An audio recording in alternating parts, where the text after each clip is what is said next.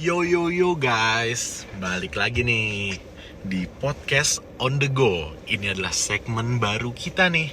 Kita bikin podcast sambil jalan-jalan juga, refreshing gitu sih. Jadi buat kalau lu semua denger ada suara klakson, suara AC, sama suara hujan, sorry ya, soalnya kita lagi di mobil nih.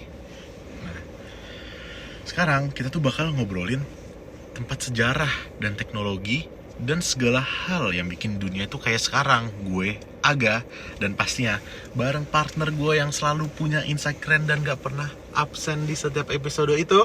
Yoi, nama gue Kenzi dan hari ini bro, kita bakal bahas sesuatu yang literally bikin dunia berubah total. Dunia yang kita kenal sekarang, pabrik, mesin, transportasi massal, bahkan pola kerja kita. Ini ada gara-gara satu peristiwa, yaitu revolusi industri. Ini awal mula segalanya. Nah, gue tuh yakin banget pasti banyak orang tuh sebenarnya familiar sama kata-kata revolusi industri ini. Tapi ya, kadang gak semua orang tuh paham seberapa besar sih dampaknya ke dunia kita sekarang. Nah, kalau mau tahu ya guys, kita tuh sekarang udah masuk ke era revolusi industri 4.0 atau yang biasa kalian kenal dengan AI, robot, otomatisasi, semuanya digital. Tapi sebelum itu, ada revolusi industri pertama yang literally ngubah manusia dari pekerja tangan jadi pekerja mesin, dari bertani sampai jadi pabrik, dari jalan kaki sampai naik kereta api. Bener, ini bukan cuma soal mesin uap atau pabrik. Ini juga tentang revolusi yang merubah cara hidup manusia. Mulai dari urbanisasi, terus urbanisasi itu dimulai sistem kerja modern lahir, dan yang lebih gila lagi, ini jadi awal mula kapitalisme modern. Nah, di sini di podcast on the go ini kita akan kupas tuntas semuanya bro. Dari sejarahnya, teknologinya yang muncul, dampak sosialnya, teori konspirasi yang muncul di era itu, bahkan pertanyaan menarik kayak kalau revolusi industri 1.0 gak pernah terjadi, dunia bakal kayak gimana sih? Nah, ada yang menarik lagi nih. Ada reaksi keras dari orang-orang di zaman itu. Bayangin, kayak orang-orang zaman sekarang takut AI bakal ngambil pekerjaan manusia. Nah, di era ini juga ada orang-orang yang saking takutnya sama mesin, mereka sampai benar-benar ngancurin pabrik-pabrik. Nah, kita bakal bahas mereka juga. Jadi, siap-siap buat obrolan panjang ini yang penuh insight tapi tetap santai dan ngalir. Jangan lupa siapin snack-snack kalian di rumah ya guys ya. Kalau lu lagi di perjalanan, di kantor atau di rumah sambil rebahan, siap-siap buat masuk ke dalam cerita tentang revolusi yang mengubah dunia. Jeng. Sebelum kita ngomongin revolusi industri 1.0, kita harus ngerti dulu nih dunia sebelum terjadi revolusi ini. Karena banyak orang yang gak sadar betapa drastisnya perubahan yang dibawa sama revolusi ini. Benar. Jadi coba bayangin nih, kayak dunia tanpa listrik, dunia tanpa mobil, dunia tanpa pabrik, bahkan tanpa konsep kerja kantoran. Dunia sebelum revolusi ini masih sangat agraris. Hampir semua orang hidup dari bertani. Kalau lo butuh sesuatu nih, lo bikin sendiri atau beli dari tukang di desa yang bikinnya satu persatu dari tangan. Dan karena semuanya manual, harga tuh jadi mahal banget bro. Baju mahal, peralatan rumah tangga mahal. Lu gak bisa beli barang secara massal kayak sekarang.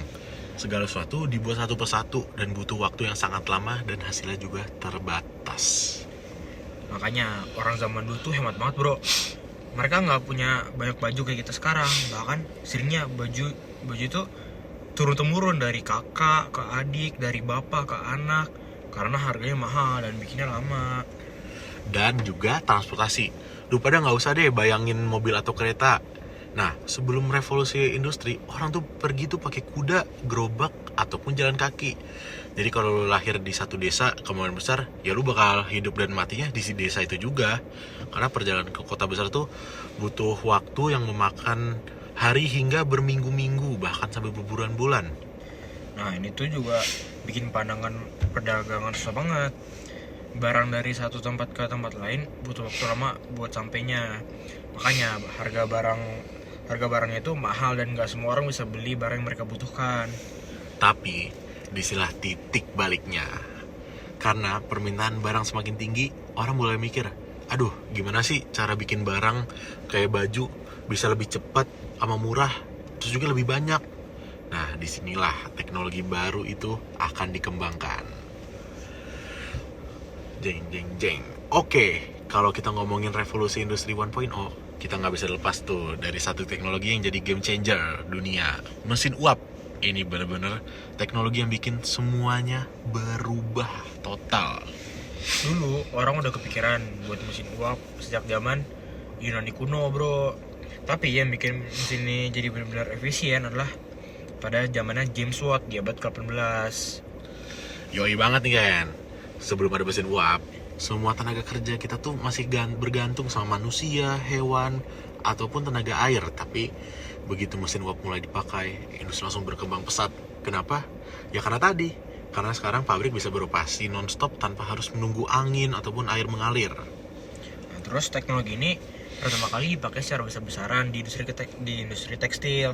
Sebelum ada mesin, lu butuh waktu berhari-hari buat bikin satu gulung kain. Tapi setelah ada spinning jenny, water frame, dan power loom, produksi kain bisa dilakukan dalam skala besar. Nah, dampaknya tuh katanya tuh gila banget. Soalnya harga kain yang sebelumnya mahal banget jadi murah. Orang-orang yang sebelumnya cuma punya satu ataupun dua baju sekarang bisa beli lebih banyak. Ini yang bikin standar hidup mulai berubah. Nah, nggak cuma dari industri tekstil doang nih, transportasi juga berubah total. Sebelum revolusi ini, lu mau pergi jauh bisa makan waktu berbulan-bulan. Tapi setelah ada kereta api dan kapal uap, perjalanan jadi lebih cepat dan efisien. Nah, kebayang nggak lu? Sebelum ada kapal uap, lu mau dari Inggris ke Amerika bisa makan waktu 2 bulan. Setelah ada kapal uap, perjalanan itu bisa dipangkas jadi 2 minggu. Gila banget kan, Ken? Ya banget dong. Nah, lalu kita lanjut ke dampak sosialnya. Ini bagian yang sering dilupain orang-orang. Kebanyakan orang tuh mikir, oh revolusi industri 1.0 itu soal mesin uap, pabrik, dan teknologi. Padahal yang paling berubah justru kehidupan sosial manusia. Setuju banget. Salah satu dampak paling kelihatan adalah urbanisasi besar-besaran. Jadi sebelum revolusi ini, mayoritas orang hidup di desa itu bekerjanya bertani. Tapi begitu pabrik mulai bermunculan di kota-kota besar, orang mulai hijrah atau urbanisasi ke kota buat cari kerja. Nah, coba deh lu bayangin aja nih, sebelum tahun 1750, populasi kota-kota di Eropa itu kecil banget, men. London, yang sekarang megapolitan, dulu cuma dihuni ratusan ribu orang. Tapi setelah adanya revolusi industri, dalam beberapa dekade aja, jumlah penduduknya bisa meledak sampai jutaan orang. Betul banget. Misalnya nih, kota Manchester, kalau yang tahu Manchester United. Nah, jadi Manchester nih sebelum revolusi industri itu kota kecil doang. Tapi karena jadi pusat industri tekstil, tiba-tiba orang dari berbagai desa datang berbondong-bondong nih buat bekerja di pabrik. Dampaknya apa? Kota jadi padat, terus rumah-rumah yang dibangun sembarangan, dan muncul yang namanya perkampungan kumuh. Yoi, jadi kota ini kayak nggak siap buat nerima ledakan populasi segitu besar. Bayangin aja, lo cuma punya kota buat 100 ribu orang, terus tiba-tiba dalam 10-20 tahun kemudian jadi 1 juta orang. Itu infrastruktur langsung jebol, bro. Rumah sempit, jalan penuh orang, sanitasi buruk. Ini bikin banyak kota jadi tempat yang jorok dan gak sehat. Nah, heran. Di era itu penyakit kayak kolera, TBC, dan tifus gampang banget menyebar karena banyak orang tinggal dalam kondisi gak layak. Banyak rumah yang dijadiin tempat tinggal buat 2 atau 3 keluarga sekaligus. Kebayang nggak lu kerja 14 jam di pabrik, pulang-pulang ke rumah sempit, penuh orang, nggak ada sanitasi, terus minum air aja sering tercemar. Buset, capek banget, men.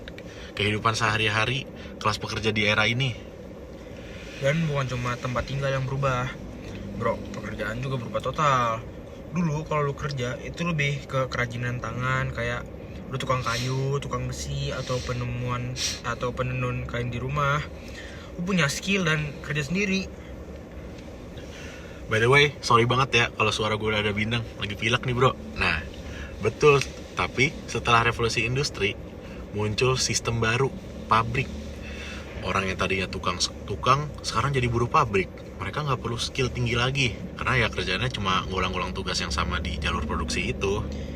Ini yang bikin banyak orang awalnya nolak revolusi ini, karena dulu kalau lu tukang besi lu dihargai karena skill lu, tapi begitu pabrik muncul, skill lu jadi nggak penting karena mesin udah ngambil alih pekerjaan manual. Lu cuma jadi bagian kecil dari proses produksi yang besar. Udah mulai kebayang gak nih? Kalau dulu bikin sepatu dari awal sampai akhir, sekarang lu cuma dapet tugas bikin sol doang. Terus tiap hari kerjaannya gitu-gitu aja. 12-14 jam sehari. Itu ngebosenin banget, bro.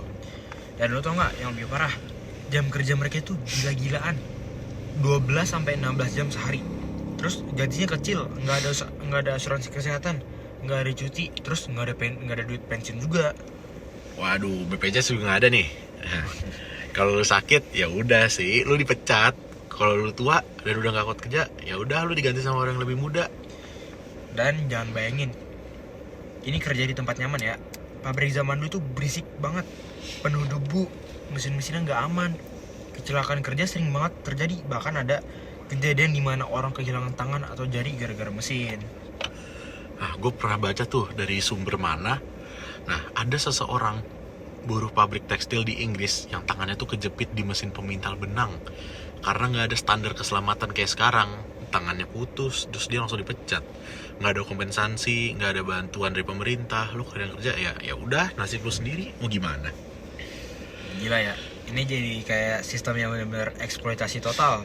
Pemilik pabrik untung gede banget, sementara pekerja hidup miskin, kerja rodi dan nggak punya perlindungan sama sekali. Jangan lupa, nggak cuma orang dewasa yang kerja, anak-anak pada masa itu, ini parah banget sih. Anak umur 6-7 tahun udah mulai kerja di pabrik. Mereka kecil jadi bisa masuk ke sela-sela mesin buat bersihin atau benerin bagian yang rusak. Banyak yang kehilangan jari atau bahkan nyawanya karena harus masuk ke dalam mesin yang masih nyala. Dan yang bikin miris nih, anak-anak ini kerja hampir sama panjangnya kayak orang dewasa. Kadang mereka mulai dari jam 5 pagi sampai jam 8 malam. Gak cuma anak-anak, perempuan juga dieksploitasi. Mereka dibayar lebih murah dari laki-laki, tapi jam kerjanya sama panjangnya. Ditambah lagi setelah kerja di pabrik, mereka harus ngurus rumah dan anak-anak. Tapi akhirnya orang-orang tuh udah mulai sadar nih bahwa sistem itu nggak adil. Mulai muncul gerakan sosial buat nuntut hak buruh, pengurangan jam kerja, terus upah yang layak, dan larangan pekerja anak. Dan yang paling terkenal ada kelompok Ludites. Mereka saking bencinya sama mesin, mereka ngerusak pabrik-pabrik dan ngancurin mesin-mesin itu yang biasa buat produksi barang. Nah, mereka ngerasa mesin tuh udah bikin mereka kehilangan pekerjaan dan martabat mereka sebagai pengrajin. Makanya nih, mereka tuh ngelawan dengan cara ngancurin teknologi baru itu. Dampaknya, ya pemerintah mulai ngeluarin aturan-aturan buat perlindungan para pekerja, larangan pekerja anak, dan akhirnya jam kerja mulai dikurangi. Tapi butuh puluhan tahun buat sampai ke titik itu. Nah, mungkin ya guys, ini podcast akan kita lanjut di episode-episode berikutnya, karena ini panjang banget men, gile. Nah, jadi ya segitu aja lah dari kita. Oke guys, Aga dan Kenzi, ciao. Gue lupa. Jangan lupa like, comment, and follow. Terus juga tulisin komen-komen. Makasih guys, ciao. Thank you.